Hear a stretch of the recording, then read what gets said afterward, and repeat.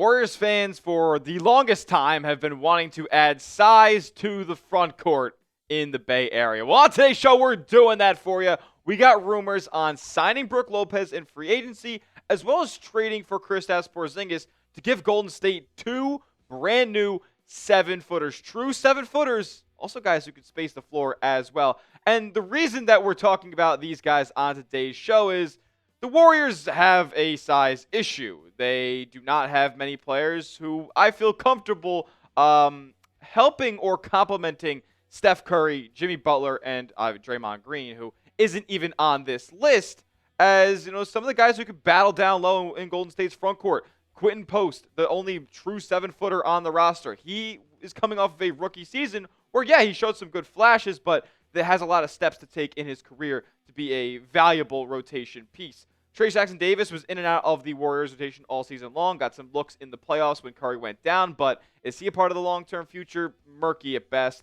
Kevon Looney is an unrestricted free agent this summer, so the top three guys we've already talked about are not even guaranteed to be part of the Warriors rotation, let alone or even the roster next season. Then you have Jimmy Butler and Jonathan Kuminga, who we know is likely on his way out of Golden State. These two guys I don't really view as true front court giants, and Golden State's best center on the roster, like I just mentioned, Draymond Green, isn't even the fifth tallest player on their roster. At the end of the day, Golden State got bullied down low in the playoffs on the glass, points in the paint. Just overall, we're outmatched physically. They need to add more front court help, and I think the two players that we're going to talk about on today's show can do that for them. But if you want the Warriors to add more size, you got to make the front office hear us, because they clearly have not done it over the past couple of seasons. They've been prioritizing small ball. If you want them to go get some true tall trees out there for Golden State's front court, go down below and like the video. Smash the thumbs up icon so Mike Dunleavy and the front office see this video.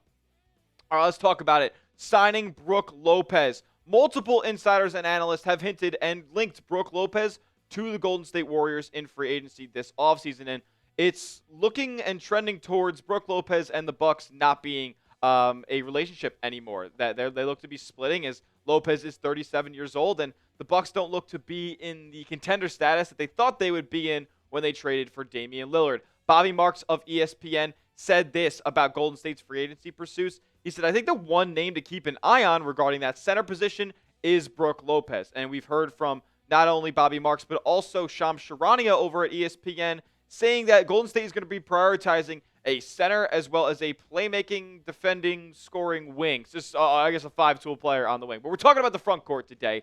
Kevin Pelton, when he ranked all of the free agents for this summer, he listed Golden State as a quote-unquote possible fit for Brook Lopez when he ranked him. So I agree with both of these insiders, because Brook Lopez seamlessly fits in Golden State's offense as somebody who can be a pick-and-pop threat, a solid rim protector down low. Look, is he a mobile big man, especially at age 37? Absolutely not. Is he going to get caught in switches in the high pick and roll?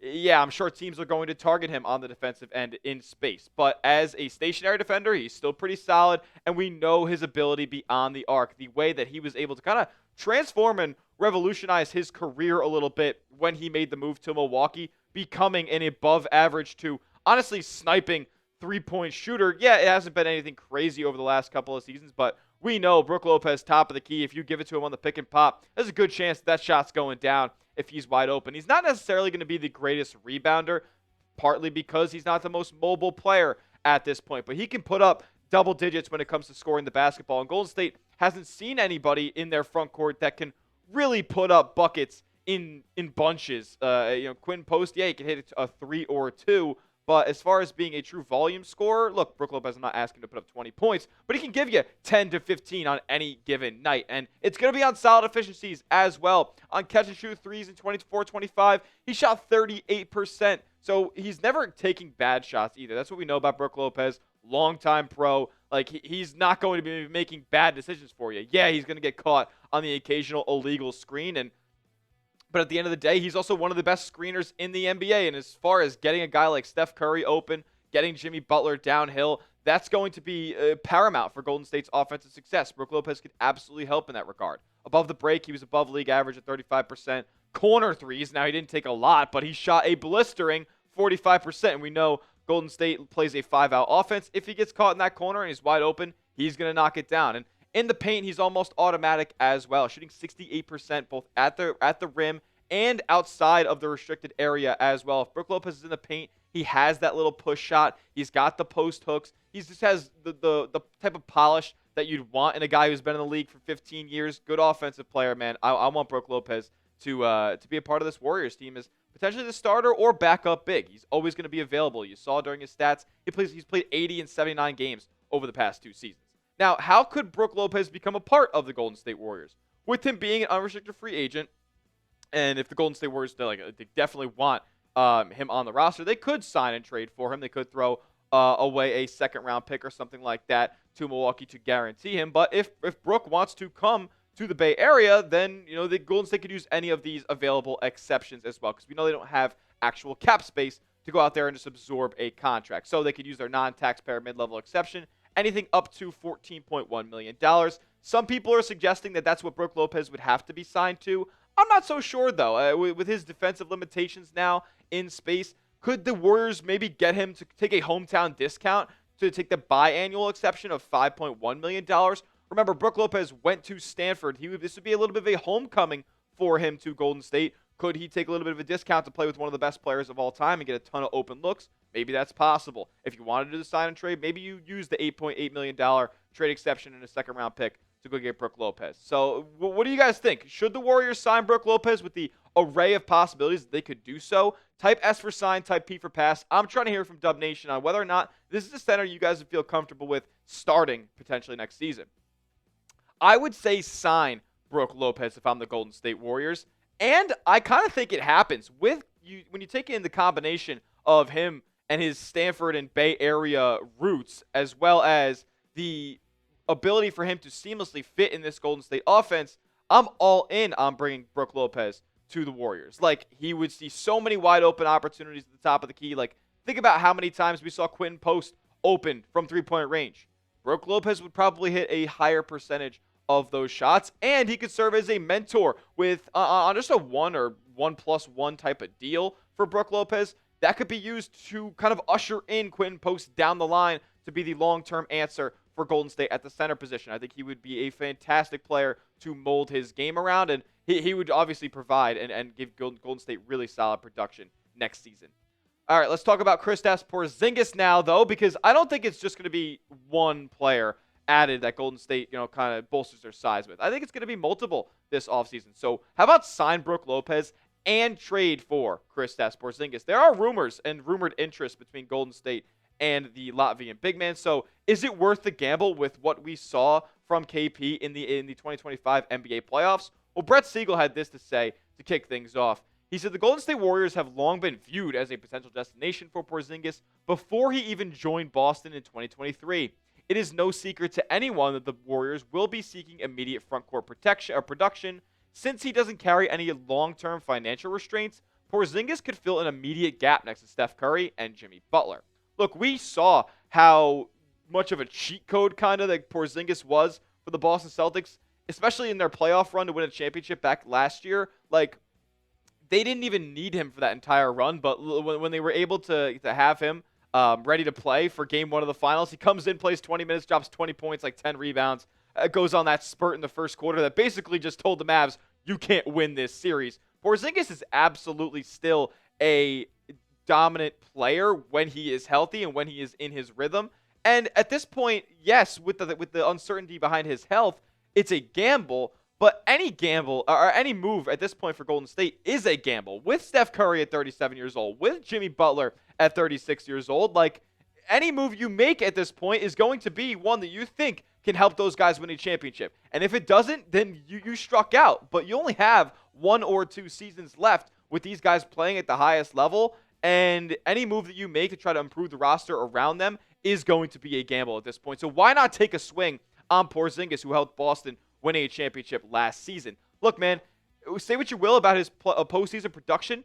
In the regular season this year, albeit when only 42 games played, he still put up 20 points per game. Solid numbers rebounding. That's not his best trait either. But we know as long as you have bodies down there for Golden State, Brook and or Porzingis, we got guys who will track down rebounds as well, like Jimmy Butler, Draymond Green. Like those guys will hunt down boards and possessions as well. They just need more guys alongside them to help in that regard, help box out some other big bodies down low. Porzingis over the last couple of seasons, yes, he has not been the most available player. If you're asking him to go out there and qualify for all NBA awards, he's probably just not going to do it. But the numbers when he is out there are phenomenal. He upped his three-point efficiencies to 41% this season. That's fantastic. And he's been an above-average three-point shooter his entire career. He's a total demigod. Like, people talk about Wembanyama being this revolutionary player. Like, yes, Porzingis is never going to reach the heights and never really had the ceiling that Wemby does. But this is a demigod type of player. This isn't something that grows on trees.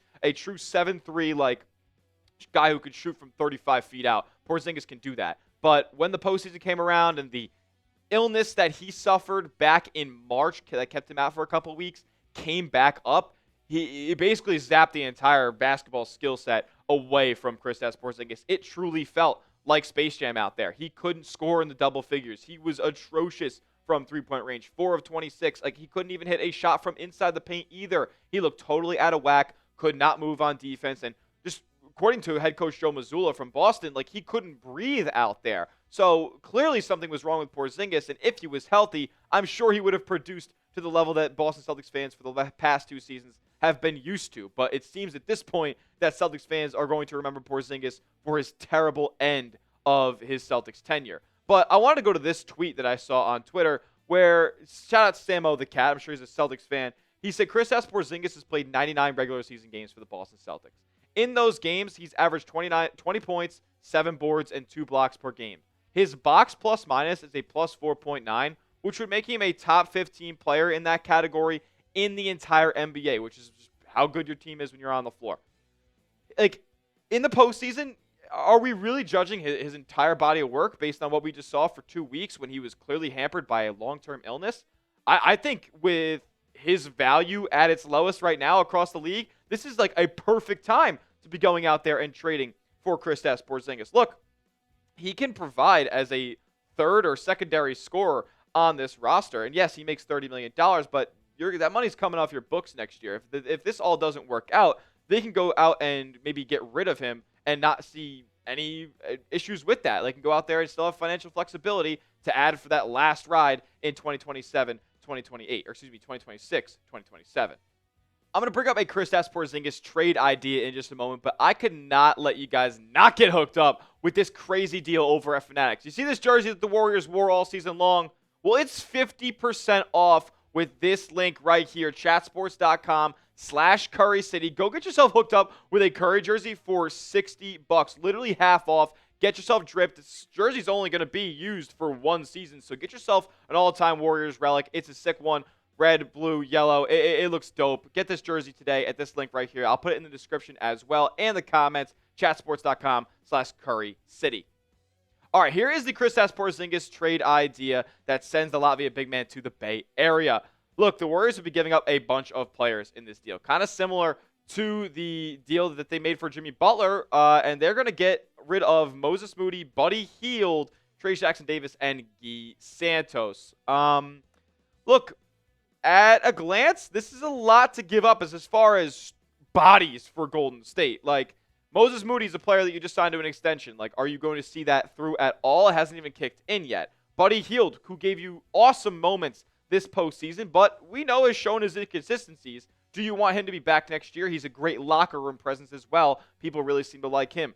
TJD, I think, is expendable, as well as Guy Santos, but 2 solid rotation players for Golden State will be going away for Porzingis in the hopes that he is healthy enough to help Golden State in a championship pursuit. So would you make this trade? Let me know down in the comments section. Type A for accept, type D for decline on whether or not you would bring Porzingis to the Bay Area for Moody, Hield, TJD, and Guy Santos. I would accept it. I think the upside on Porzingis is enough, especially on an expiring deal, where if it doesn't work out, you have more flexibility for next offseason. I do think that this is something that Golden State could explore with, and maybe it's possible with a third team involved where the Celtics don't have to take as much money back. That would be awesome for them and make them more enticed to make this deal. And maybe if you throw them a first-round pick as well. But I think Porzingis, as far as being a third option in this Golden State offense, and you add a couple more complementary pieces that can go get their own shots off of the bounce this offseason, I think this would be an awesome move that would really unlock a lot for Golden State playing 5 out. That will do it for today's edition of Golden State Warriors Today by Chat Sports. Make sure you are subscribed to the channel, because if any of these moves go down or if the rumors around them heat up, we will bring you a video right here at Warriors Today. So lock us in as the #1 spot for Warriors content on YouTube all off season long. We'll see you guys all in the next one. And as always, let's go Dubs.